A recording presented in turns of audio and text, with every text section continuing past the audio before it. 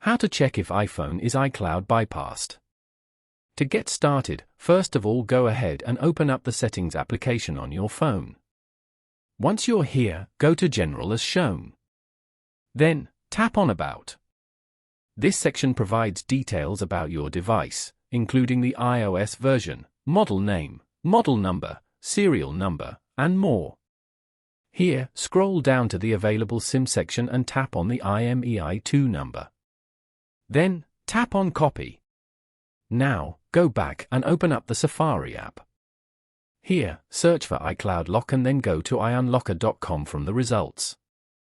Once you're here, scroll down and paste the IMEI2 number you just copied in the text bar. Then, tap on Check. You can now check the iCloud status as well as if the iCloud lock is on or off from here. Following these steps, you can easily check if iPhone is iCloud bypassed.